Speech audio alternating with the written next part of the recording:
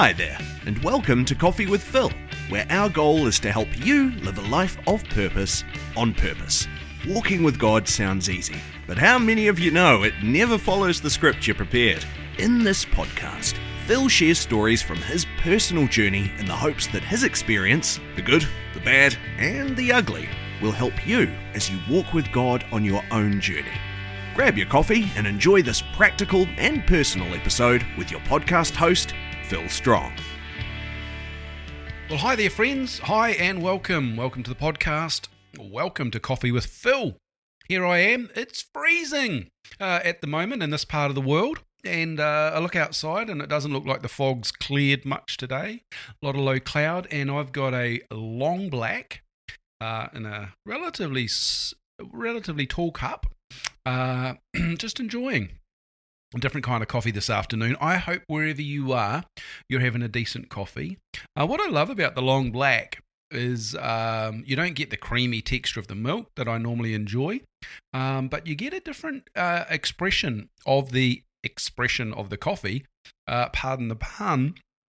And as you pour the coffee shot on top of the water, which is how you make a long black, what you notice is that the coffee plunges into the water, but then what rises to the top is all that oils. It's called the crema, and can be a bit bitter because that's obviously what's going on in the coffee. But as you get into it, it's just rich and it should be sweet. People think coffee is bitter. But no. The actual genuine taste of a good shot of espresso is actually quite sweet. And I don't know why I shared that with you, but it's just a bit of coffee trivia while you have coffee with Phil. And look, interesting conversation today. There's a bunch of stuff going on I'm going to unpack over time, which is the whole point of this podcast, right? Just doing life together, faith made real, how to live a life of purpose on purpose. And the Lord keeps reminding me that He challenged me to live my life wide open, to be vulnerable, to be raw, to be real. And so I'm doing my best to do that, but that means telling the stories as we go. So today's episode, you've no doubt seen the title. It says Things You Learn in the ED. So this is Coffee with Phil, episode 79, and things you learn in the ED, and by that I mean the emergency department of the hospital. So we're going to get into that while I still enjoy my coffee. Look, life does throw you curveballs. Life throws me curveballs. Last year, I actually had a holiday up at the hospital. I posted a photo on my social with a view out of the window, the local lake, Hamilton Lake, and that was unplanned. It was a one-off, and everything's been good in that department since. Pancreatitis, that's what it was. Always forget. But that was a curveball. And look, the truth is sometimes dodging a curveball isn't an option. It's a curveball, not dodgeball. And I don't know if you ever saw that movie Dodgeball. It was probably just a really, really bad movie made worse by the actors. But in it, obviously, you throw the ball and you've got to dodge the ball. Well, sometimes a curveball comes at you and you just can't dodge it. It hits you and it knocks you around. And here's just what I want to say on that. I've been super challenged lately to remember that people around people around me are dealing with stuff. You know, like we can look through our filters of our comfort, or we can look through our prejudice of how we see someone or how we see circumstances, and we forget that they're dealing with stuff. They're a human being trying to be a human, and they're dealing with their circumstances and their environment, and you don't always know the full story. And I've been really challenged by that, and I've been trying to remind myself of that lately, that just like I'm dealing with stuff, I've got to have enough patience and enough wisdom and enough grace to slow myself down and not not necessarily act in the normal way I would in circumstances because the people around me are dealing with stuff. And so if you're living close to me physically and you get to walk with me on a relational journey, then I apologize if I've not been sensitive to what you're going through. I'm really trying my best to do that. But look, the truth is, I'm going through stuff and have been going through stuff and will continue to go through stuff. And so the whole purpose of me sharing this is to say, yeah, I just recently did have a trip to the ED, and it was a real eye-opener. And I got to say, when you present to the doctor's surgery and you say, look, I don't have an appointment, but I felt I needed to come and see someone because I'm having chest pains, what you discover is that they ring an alarm bell and the triage nurse comes and sees you straight away and checks all sorts of vitals and also puts you on a bunch of monitors. So that was the beginning of my experience, I should say. And they said, look, you're not presenting enough signals for us to be sending you in an ambulance, but you just need to get up to that hospital ASAP, and they're going to take some bloods and check a few things and make sure that there's no serious cardiac event happening or about to happen. So I get back in my car and think, right, I better sort that out. Anyway, so I'm at the ED, got family to help me. But look, I got to tell you, I don't know when the last time was that you were in the emergency department of a hospital, but you get to see stuff, man. And it doesn't matter what time or day. The last time I was up there, I got rushed in because the GP was like, oh, I think you've got appendicitis or your appendix might burst. And I was like, well, that's a bit worrying. Turns out that wasn't even the case, but it got me a referral into the ED. Kathy and I are sitting there in the afternoon, and there's a couple of young guys, not patched, but certainly associated with a gang, and one's got a knife wound on the side of his head, and the blood's a bit crusted, but they're swapping stories and waiting for a doctor who didn't seem to be in a hurry to treat them. But you see stuff, and the other night, Kathy and I sat there for hours, and there was no decent coffee there, that's for sure. But here's a couple of things that I wrote down that you get to see. There's a lot of aggro that goes on. We're in the queue waiting, and the woman behind me is cussing out the staff because she didn't expect to have to wait to check in, to be triaged, to get into the ED. That woman was there the entire time I was there, and she certainly had a lot of aggro going on in her life. And I'm not judging her by that. I'm just saying, look, what she was going through, her circumstances, maybe there was some other stuff happening relationally or otherwise. Her kid was running around like just unleashed. But, maybe she couldn't cope with the pain. I don't know why she was there. She was wrapped up. She had her arm in a sling, and maybe she just couldn't cope with life. But that manifests itself as aggravation and aggro towards people, language, and all sorts of other behavior. And you just got to look down and pray quietly and keep your head about yourself. At one point, we moved around a bit because you go to the bathroom, or you go and you get taken for another scan or something like that, and you move seats. And at one point, I'm sitting there, and the two guys behind me are swapping prison stories. They're clearly worked out that they've both been inside, and they were having a jolly old time relating to each other and laughing and talking about how they can, bro, we got each other because we know what it's like on the inside. And I wasn't part of the conversation. I was facing the other way, but they were directly behind me, and it was eye-opening. It was interesting.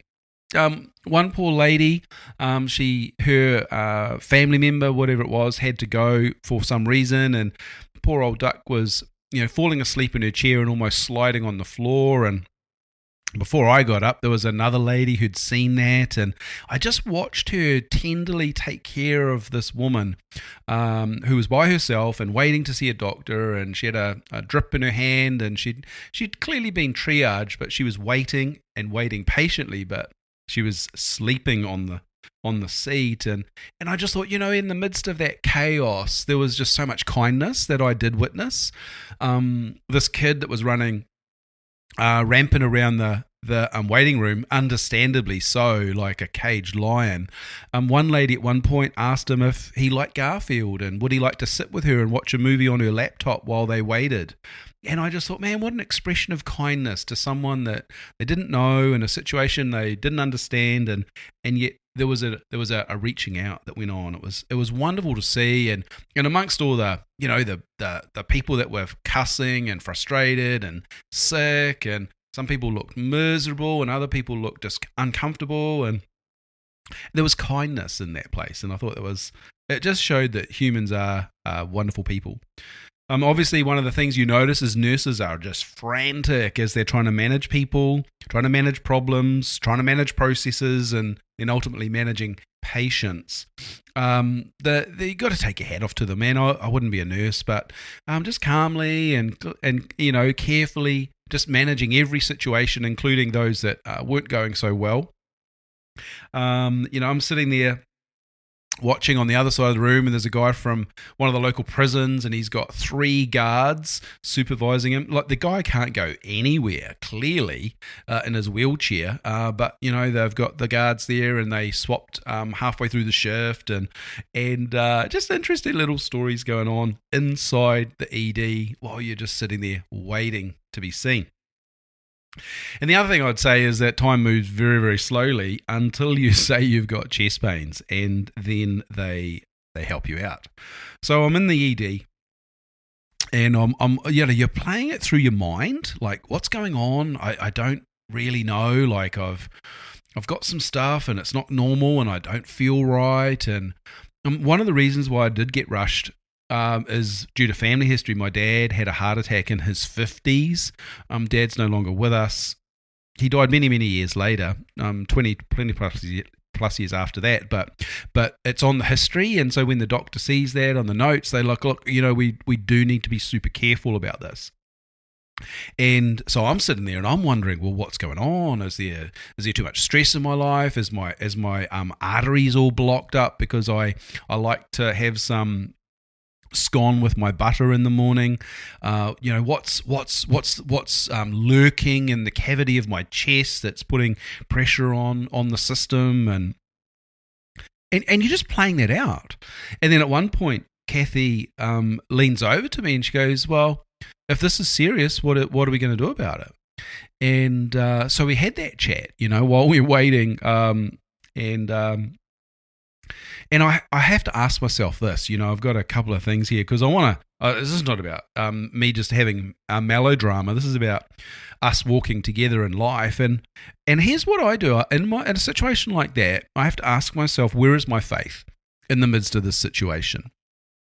Where is my faith in the midst of the storm? Where is my faith in the midst of the chaos? Where is my faith in the midst of the aggro that's going around me and the manifestation of all kinds of physical, emotional, and spiritual dimensions? Where's my faith? And I've got to say, I'm really pleased to say I had a lot of peace. A lot of peace. And I think it's important, though, that we still ask the question, oh no, I'm not sure about my job, or I'm not sure about my finances. Okay, where's my faith in that situation? Or if something's going on in your relationship or with your kids, and we all have situations with our kids, with their safety or their health or their choices or their eternity or our relationship with them. All these things are going on, and we have to say, where's my faith? Is my faith number one? Is my faith in God unshakable despite my circumstances? Where is my faith in the midst of this situation? And I think if we pause long enough to do that, then we turn our attention to God, and peace does come. And you got to train yourself to do that. And I've had enough drama in my life to train myself through opportunity to have peace in the midst of a storm. But it is not easy. I'm not saying it's easy. I'm saying I know that I need to do it. So the key question there is, where is my faith in the midst of this situation?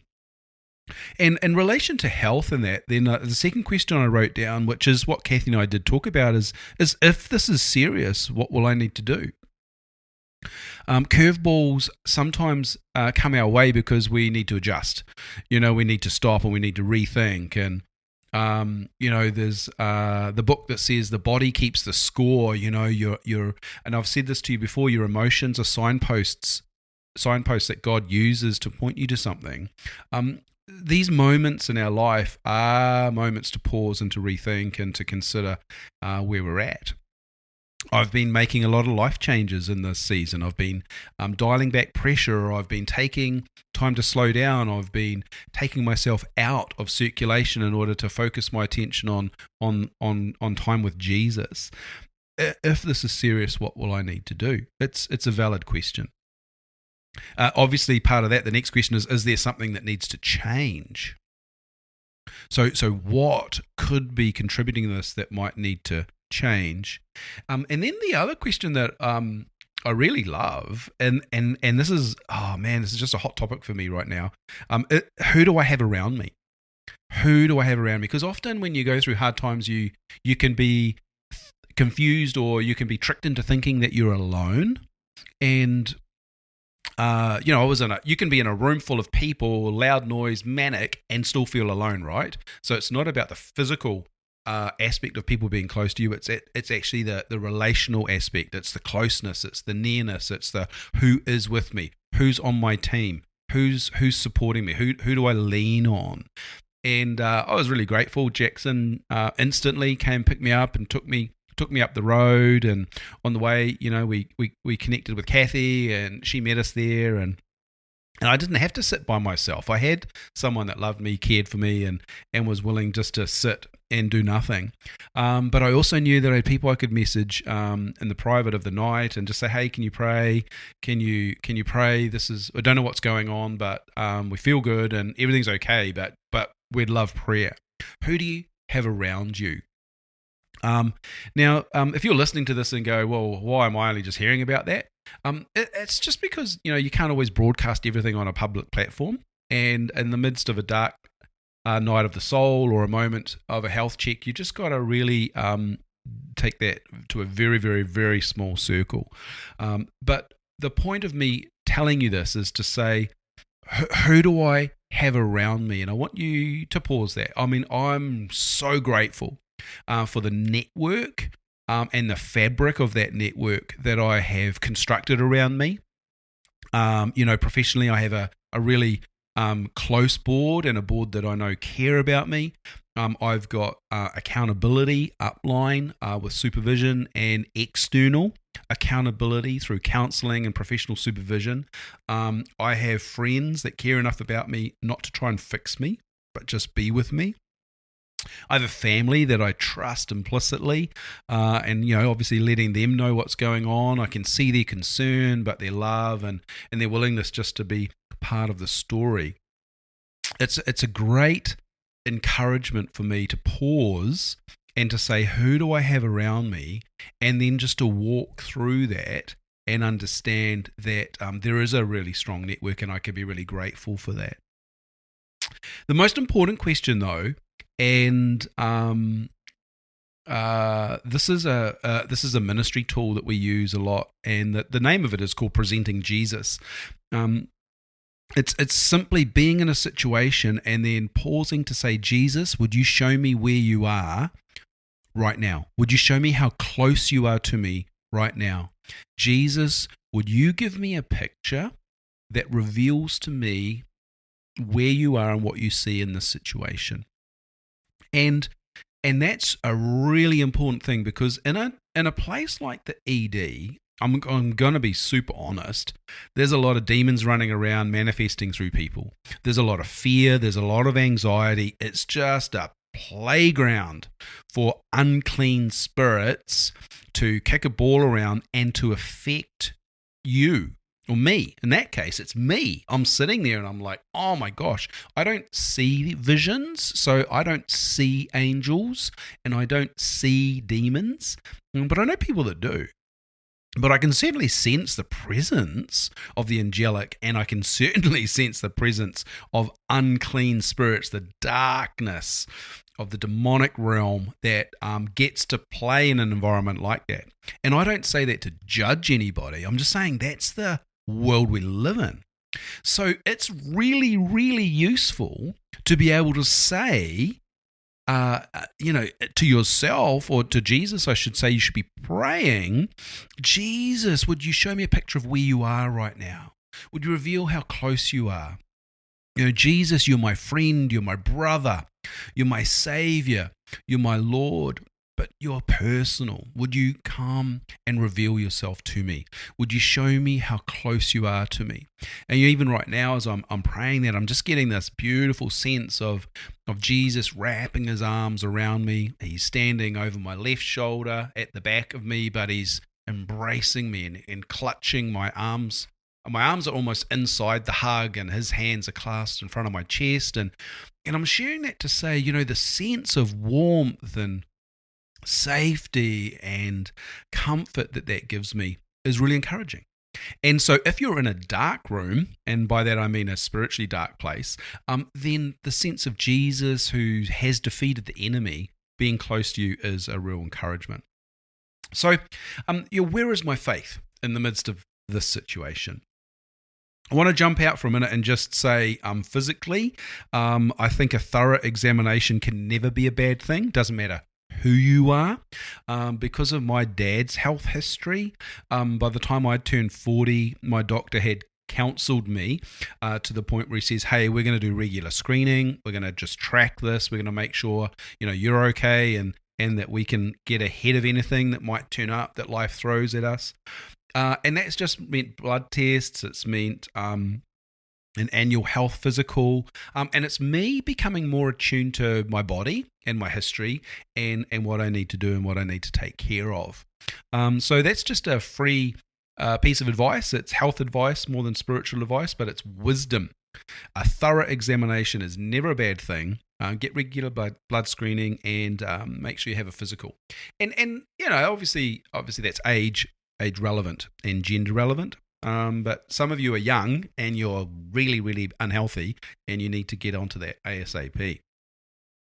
I want to just dive to the side here for a minute, and I just want to say, what does this mean spiritually for us? Because I've got a sense that, just the conflict that's going on around us, we just need to call it out and tell us what it is. So I drew myself a little picture. And I want you to try to be patient with me as I try and explain the picture. But if you just picture a little cute little stick figure in the middle of the picture, and that's you, or for me it's me. I've got these two things pressing in, one on either side of me. So I've drawn these arrows pressing into me. And on one side, one thing that's around is the world is manic. And I use that word purposely. Manic means crazy. It means inconsistent. It means unpredictable. It means influenced by dark forces. A manic person is someone that's oppressed. Well, the world is dark, and the world is pressing in on us, friends. And the Bible teaches us that the closer we get to Jesus' return, the more pressure is coming, the more manic it's going to get. If you're someone who thinks, the world's getting crazier and crazier, well, biblically, that's accurate. But don't get depressed by it. Don't get upset by it. Don't shrink back from it. But understand the playground that we're in. God has put us here on this planet in this time for his purposes. And he knew the world was going to be manic around you. And he knew that you'd be okay. But you've got to understand, you can't be naive. The world is manic. And that's a pressure that's going on. Well, on the other side, I've written this as another arrow pointing in from the other side. It says God is always leading you to a greater future. So there's an invitation to partner with God. There's an invitation to walk with him. There's an invitation to know him that you might know yourself better. There's prophetic words that are pregnant with potential and purpose and promise over your life, and you're carrying those as almost seeds of a great future as you partner with God, as his Holy Spirit dwells within you. God's leading you into that. And it's the opposite of the manic world, but there's this conflict. And the whole point of me describing that picture to you is underneath, it's you or me, and I'm like, how do these two opposites affect my inner world?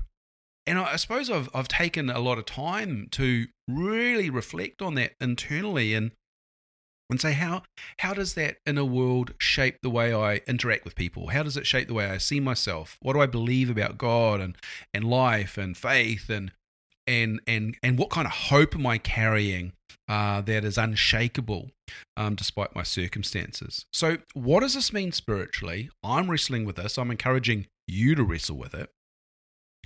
How do I deal with the manic pressure around me?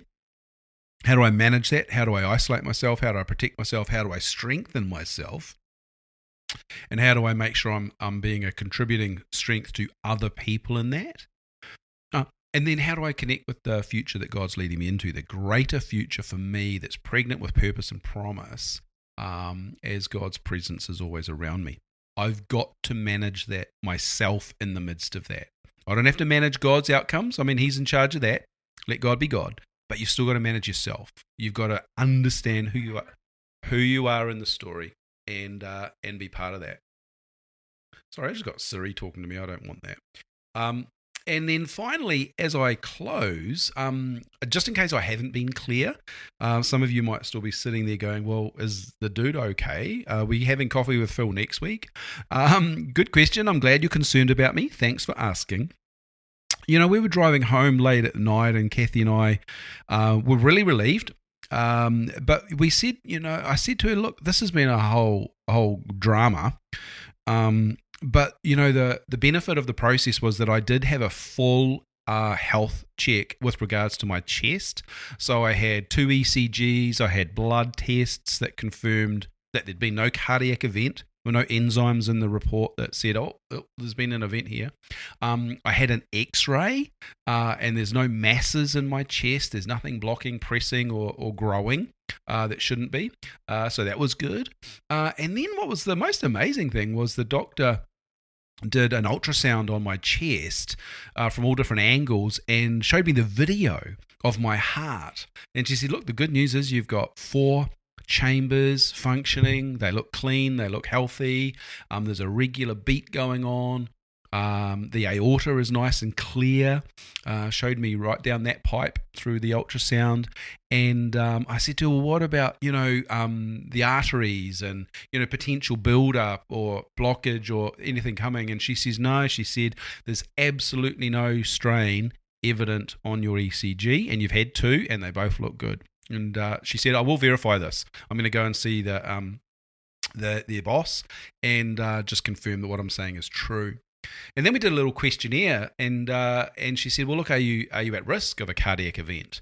And we went through the questionnaire, and she said, look, I'm really pleased to report to you that the result of that test is low, and that there's, all things aside, there's low expectation of that happening.